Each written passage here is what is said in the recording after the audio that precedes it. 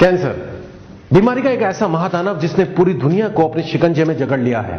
World health organisation यानी WHO के मुताबिक दिल की बीमारी के बाद कैंसर दुनिया की दूसरी खतरनाक बीमारी है।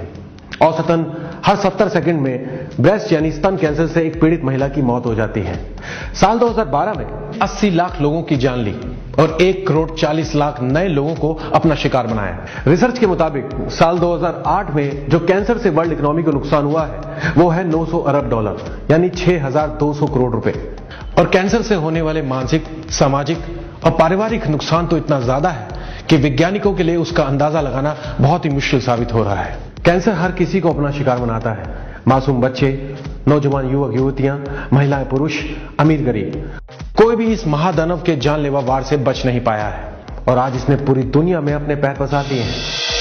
कैंसर शब्द सुनते ही हमारे मन में दर्द, परेशानी, महंगा इलाज और अपनों से बिछड़ने का ख्याल हमारे मन में आने लगता है और हम कह उठते हैं, ओह माय गॉड, ये क्या हो गया, क्या ये ठीक हो पाएगा। महिलाओं में पहले नंबर पे आता है ब्रेस्ट कैंसर। भारत में हर साल 50,000 महिलाओं की मौत हो जाती है और ये संख्या तेजी से बढ़ रही है। इसके बाद आता है ovarian cancer, intestinal cancer, lung cancer, mouth cancer. पुरुषों में पहले नंबर पे आता है प्रोस्टेट कैंसर। इसके बाद intestinal cancer, mouth cancer, rectal cancer, lung cancer, liver cancer. इसके अलावा ब्रेन, ब्लड, बोन और स्किन कैंसर से भी लाखों लोग पीड़ित होते हैं। इस जानकारी से ये साफ हो जाता है कि कैंसर सिर से लेकर पांव तक शरीर के हर हिस्से को अपना शिकार बनाता है। लेकिन बात अगर यहीं पे रुक जाती तो ठीक था, लेकिन कैंसर की एक और बात है जो इसको और भी ज्यादा खतरनाक बनाती है। कैंसर और दूसरी बीमारी की तुलना में आप पाएंगे कि लीवर की बीमारी लीवर तक सीमित रहती है, किडनी की बीमारी किडनी तक, आंखों की बीमारी आंखों तक और कानों की बीमारी कानों तक सीमित रहती है। लेकिन कैंसर के साथ ऐसी कोई लिमिटेशन नहीं है। किडनी कैंसर के मरीज को इंटेस्टाइनल कैंसर हो सकता है।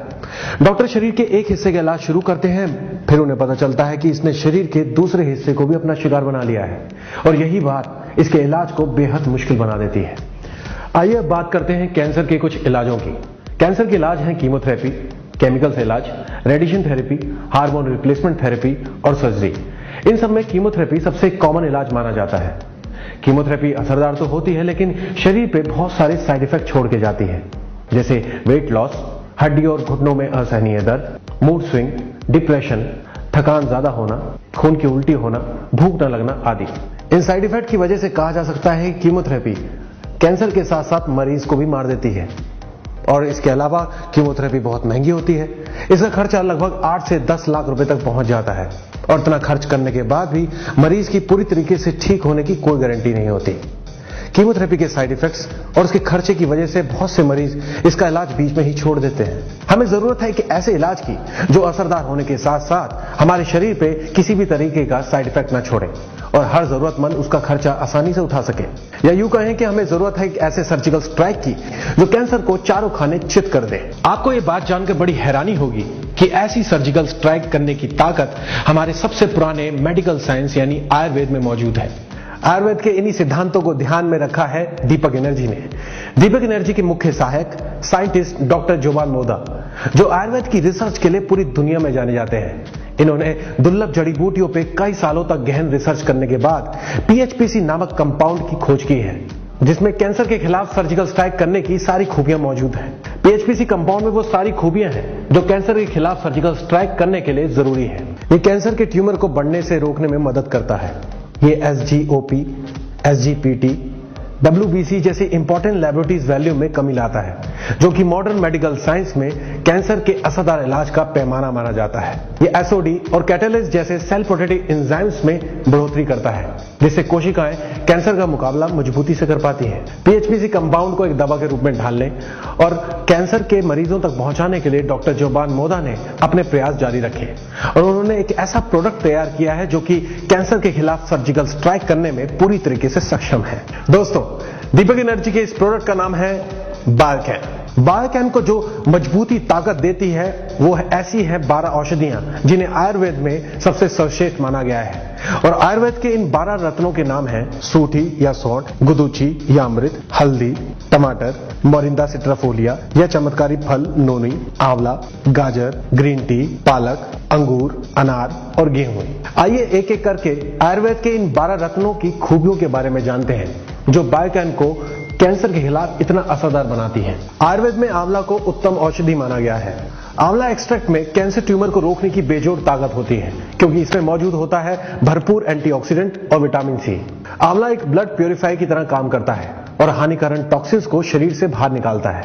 ये भूख बढ़ाता है और शरीर को स्वस्थ बनाए रखने में मदद करता है। चमत्कारी फल नौनी के बारे में कहा जाता है कि जो इंसान इसका सेवन करता है वो हमेशा ताकतवर और स्वस्थ बना रहता है। सन 1998 का नोबेल पुरस्कार निट्री ऑक्साइड की खोज करने वाले 3 वैज्ञानिकों को दिया गया और नौनी पे की गई लेटर रिसर्च के मुताबिक ये शरीर की निट्री ऑक्साइड की प्रोडक्शन को बढ़ाता है। निट्री ऑक्साइड वो पदार्थ है जो कैंसर के ट्यूमर को बढ़ने से रोकता है और कैंसर सेल से लड़ने की ताकत देता है।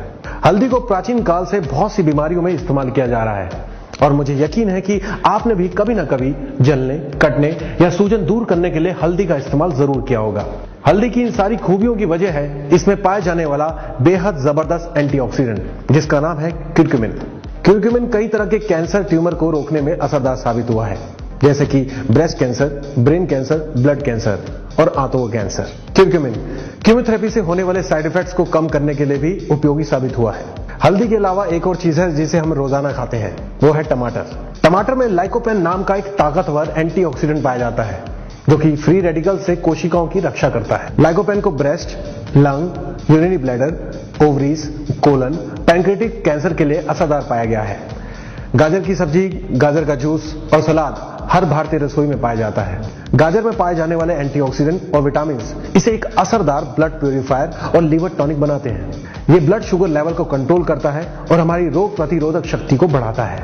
दोस्तों, आप सभी ने सर्दी के मौसम में या फिर सर्दी जुकाम से राहत पाने के लिए अदरक वाली चाय तो जरूर पी होगी और जब इसी अदरक को हम सुखा देते हैं तो बनता है सूठी या सोंठ। सोंठ को कई तरह के कैंसर के इलाज के लिए असरदार पाया गया है, जैसे कोलन और गैस्ट्रोइंटेस्टाइनल कैंसर। इसके अलावा ये कोलेस्ट्रॉल को कम करने और कई तरह के हार्ट डिजीज को रोकने का काम भी करती है। इसके अलावा ये कैंसर सेल्स को बढ़ने से रोकते हैं और शरीर को नुकसान पहुंचाए बिना ये कैंसर सेल्स को मारने का काम करते हैं। आयुर्वेद में अनार को सर्वश्रेष्ठ फल और हृदय रोगियों के लिए रामबाण इलाज कहा गया है।